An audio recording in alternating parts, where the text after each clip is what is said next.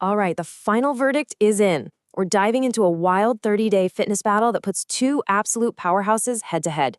You've got one guy eating only eggs, another eating only chickpeas, that's chana, and both are knocking out 50 push-ups every single day. So the big question is, which one actually builds a better body?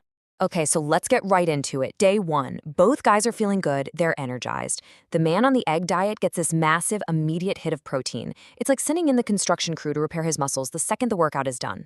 But Team Chana, he's playing a totally different game. He's loading up on slow-burning carbs and fiber.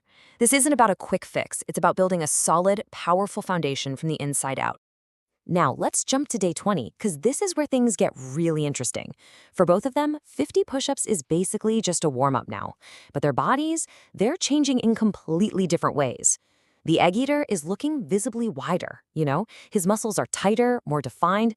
Team Chana, on the other hand, my goodness, his stamina is just off the charts. He never gets tired. And get this, his bones are even getting denser. His whole frame is becoming hard as iron. And that brings us to the finish line. Day 30. The challenge is officially over, and the results reveal a fascinating truth about fitness.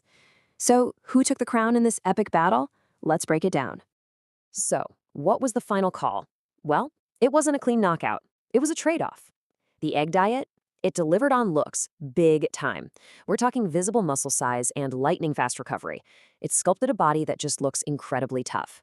But the Chana diet, that built pure, raw strength and what felt like unlimited power. This isn't just a guy who looks strong. This is a guy who is a genuine powerhouse. So, here's the ultimate takeaway for you. There is no single best food. There's only the best food for your goal. It really just boils down to one simple question. Are you training for size, for that sculpted, chiseled ruck, or are you training for raw, functional strength and endurance that just won't quit? Think about it. The choice is yours.